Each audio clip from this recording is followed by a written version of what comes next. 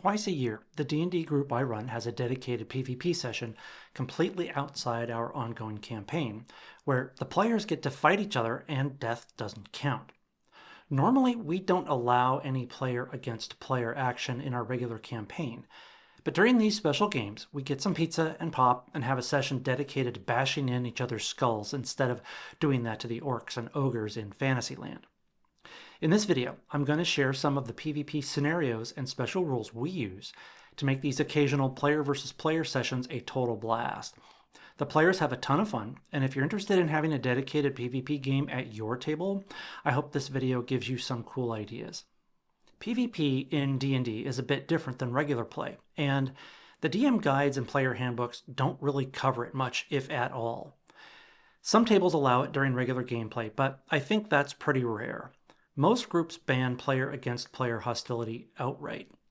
If you're curious about trying a dedicated PvP session in your group, keep watching for some ideas on how to do it.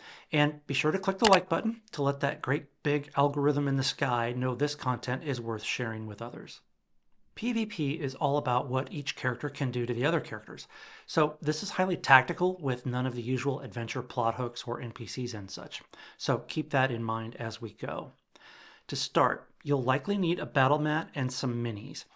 I suppose you could do this entirely in your head, what's commonly called theater of the mind, but because so much of PvP is highly tactical, it's a lot easier to visualize what's happening if you have a battle mat and miniatures. Next, how many players will be participating? PvP scenarios can change a lot if you have 6 or more players than if you only have 3 or even 2. Some of the scenarios I'll describe in this video work best with larger groups, while others are best suited for a smaller number of players. So let's begin with some ground rules. These are entirely up to you, but these are what we've done at our table. First, we don't allow inspiration rolls. There might be some situations where advantage or disadvantage come up, but we ignore inspiration entirely. Second, think about equal hit points and think about how you want to handle characters of different levels. A 6th level wizard versus a 2nd level barbarian is not a fair fight. At our table, we artificially set every character's hit points to be the same, typically 30.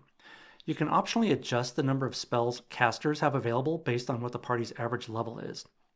This takes just a few minutes to adjust before play starts. Some additional PvP specific table rules include death at 0 hit points.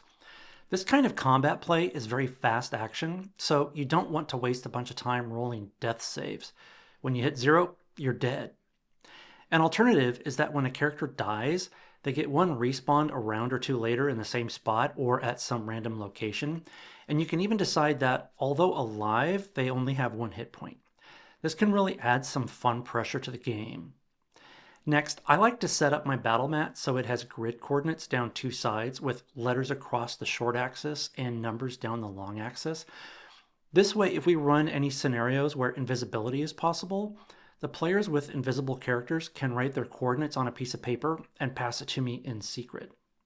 Finally, and this is entirely your choice, but you can choose not to use initiative, where all actions take place simultaneously each round. This can lead to 2 characters killing each other at the same time, which is pretty hilarious. Or you can have initiative be solely based on random dice rolls without dex bonuses, which is what we usually use. Experiment and see what the group thinks and turns out to be the most fun.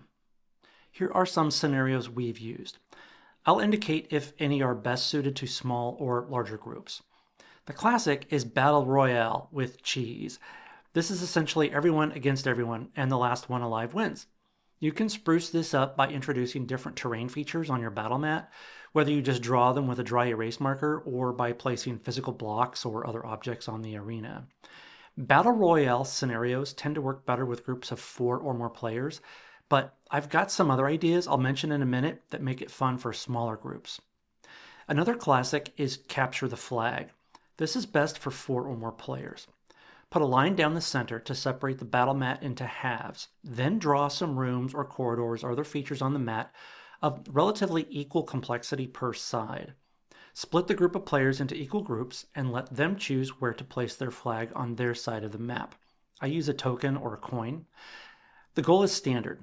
Each side tries to reach the other team's flag and once touched, carry it back to their own flag position without dying. If a character dies while carrying the flag is dropped in that square, ready to be picked up by any other characters.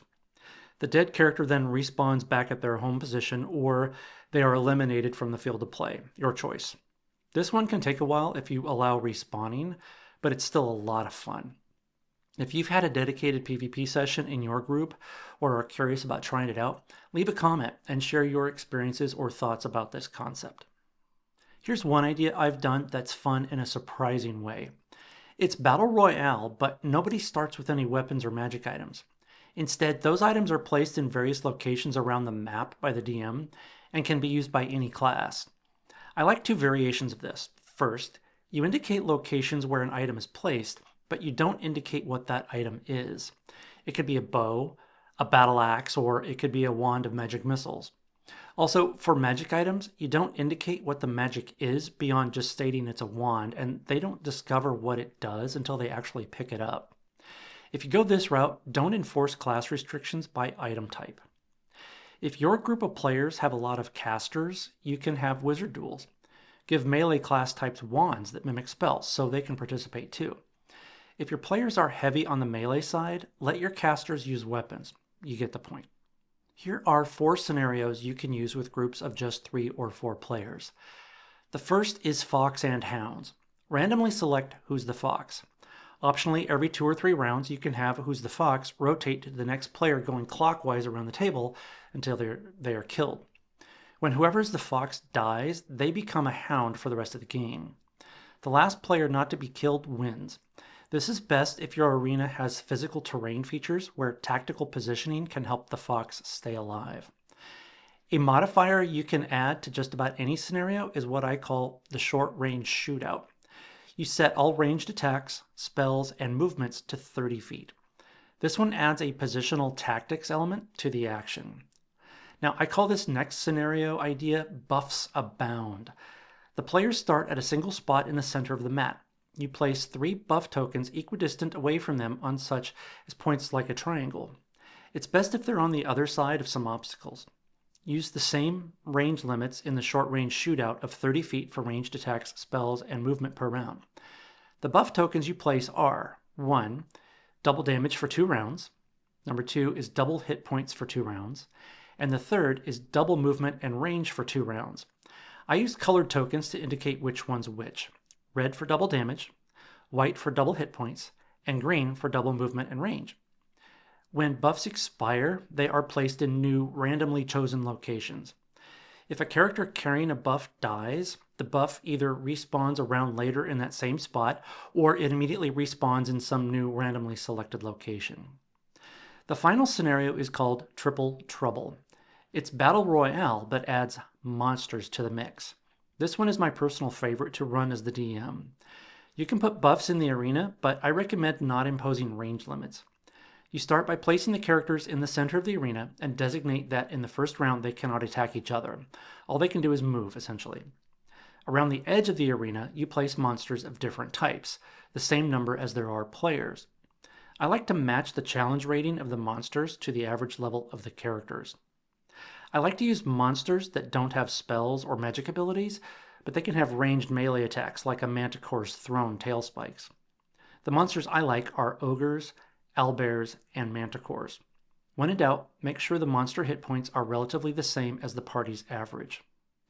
When we have our dedicated PvP session twice a year, we usually make it through 3 or 4 scenarios during a 2-hour game. One thing I've noticed is that players develop a keen awareness of the relative strengths and weaknesses each other's character has that they didn't really notice before during regular campaign play. I think this is because they don't pay as much attention to that rogue's sneak attack or the wizard's sleep spell until it's directed at them. I find that very interesting. Another thing I've noticed, at least with the players in my teens group, is that nobody takes it personally. They're highly competitive, but they are really good sports about it because they know it doesn't count. It's not personal. And when we have a regular play session the next time, that other player is now on their side against the party's common enemy.